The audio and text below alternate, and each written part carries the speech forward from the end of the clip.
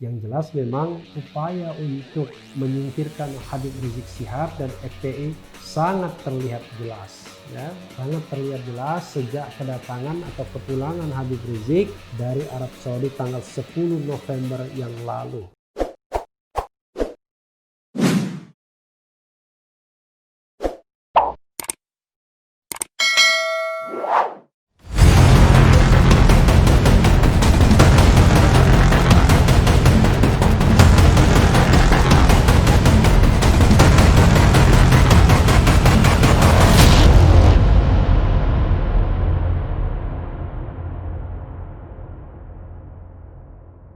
Assalamualaikum warahmatullahi wabarakatuh, Sobat RH sekalian. Jumpa lagi di channel yang keren ini, Keren Cadas. Kali ini saya ingin membacakan suara dari pengamat cukup senior nih orangnya ya, yaitu sebagaimana dilansir Suara Nasional ya. Pengamat: hancurkan HRS dan FPI, bagian tahapan buka hubungan diplomatik dengan RI Israel. Nah, kita lihat ya, adanya adu domba sesama umat Islam termasuk menghancurkan Habib Rizik Syihab, HRS, dan Front Pembela Islam FPI, bagian tahapan membuka hubungan diplomatik Indonesia dengan Israel. Sebelum ada pernyataan Dubes Israel untuk Singapura bahwa negara Zionis itu mau menawarkan bantuan ke Indonesia dengan syarat membuka hubungan diplomatik, sudah ada tekanan ke Indonesia untuk menghancurkan HRS dan FPI, kata pengamat kebijakan publik Amir Hamzah kepada Suara Nasional Jumat 25/12/2020. Kata Amir Hamzah, Zionisme internasional berupaya menguasai Indonesia melalui para tokoh umat Islam agar menerapkan konsep sekuler di bumi Nusantara. Banyak tokoh Islam terjebak dalam konspirasi global Zionisme, menjurusnya bangsa Indonesia sekuler. Tidak perlu MUI memberikan label halal. Disinilah rentetan sebelum ada tekanan Israel, ada perpecahan umat Islam, dikotomi NU dan Muhammadiyah, FPI dan non-FPI, ada domba HRS dengan Habib lain. Ini perkembangan menghancurkan Islam di Indonesia, jelas Amir Hamzah. Menurut Amir Hamzah, Israel menawarkan bantuan ekonomi dalam arti utangan ke Indonesia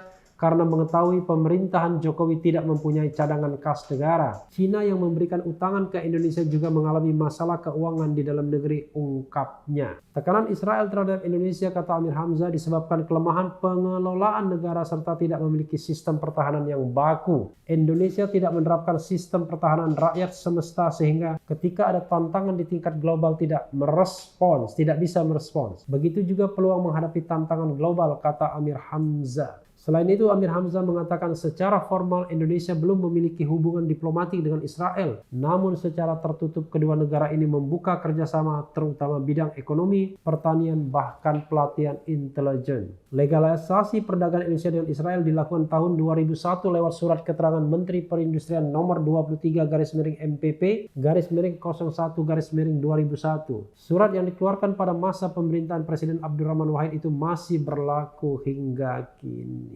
Ya, Sobat RH sekalian ya, memang kalau kita lihat ya, soal Israel ini adalah soal yang ngeri-ngeri sedap ya. Tapi one thing for sure, kita harus tunjukkan, harus letakkan mengapa kita misalnya tidak membuka hubungan diplomatik dengan Israel. Satu hal, bahwa kita patuh dan setia pada konstitusi kita. Di mana konstitusi kita dalam pembukaan dikatakan bahwa kemerdekaan itu adalah hak segala bangsa dan penjajahan di atas dunia harus dihapuskan karena tidak sesuai dengan peri kemanusiaan dan peri keadilan. Karena itulah kemudian Indonesia harusnya memang tidak mengendorse Israel yang saat ini masih menjajah Palestina. Jadi kita harus membedakan antara Israel dengan Yahudi sebagaimana disampaikan oleh imam besar ya, Grand Imam Indonesia yang ada di New York, yaitu Samsi Ali.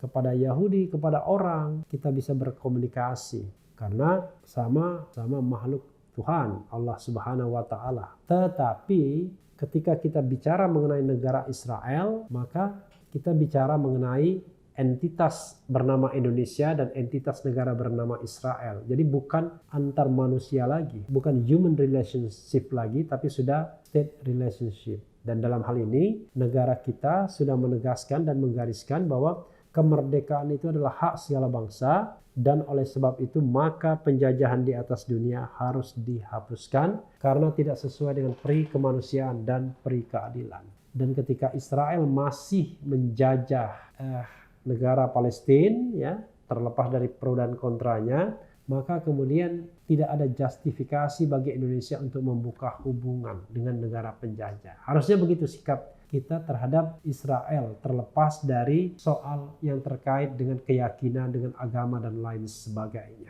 Jadi sikap kita adalah sikap yang konstitusional, sikap yang didasarkan pada konstitusi negara Undang-Undang Dasar 1945. Jadi sobat era sekalian, ini analisis, kita hormati saja, namanya analisis belum tentu benar dan belum tentu juga salah. Yang jelas memang upaya untuk menyingkirkan Habib Rizik Syihab dan FPI sangat terlihat jelas, ya, sangat terlihat jelas sejak kedatangan atau kepulangan Habib Rizik dari Arab Saudi tanggal 10 November yang lalu, di mana barangkali pemerintah atau penguasa surprise tidak menduga bahwa ada ratusan ribu hingga jutaan orang yang menyambutnya di Bandara Soekarno-Hatta, yang ini menunjukkan bahwa popularitas Habib Rizik luar biasa. Belum ada seorang pejabat pun, seorang tokoh pun yang disambut sedemikian besar dan meriah selama Republik ini berdiri, hingga ratusan ribu sampai jutaan orang. Tapi sobat era sekalian, cerita setelah itu adalah cerita Habib Rizik yang harus ditangkap, ditahan karena pelanggaran protokol kesehatan. Pesantrennya pun di Megamendung yang selama ini adem ayem saja juga berpotensi untuk dirampas atau direbut negara dengan alasan bahwa tanah itu adalah milik BUMN. Dan ini mendapatkan perhatian yang sangat serius dari mantan Ketua DPR Marzuki Ali, sehingga mengirimkan surat atau WhatsApp kepada Menko Polhukam Mahfud MD agar tanah yang terlantar dan kemudian digunakan untuk pendidikan ini tidak dikotak-katik karena sudah dimanfaatkan dengan baik menjadi pesantren. Ada juga cerita mengenai 6 laskar FPI yang tewas dan lain sebagainya. Sobat era sekalian, mudah-mudahan negeri ini adalah negeri keadilan, the justice state, negeri keadilan, sehingga kita tidak perlu mencari keadilan di tempat lain karena di negeri ini tersedia limpahan keadilan. Nah, untuk keadilan tersebut maka negara, the state, harus bertindak profesional, netral, dan tidak menggunakan kewenangannya secara semena-mena.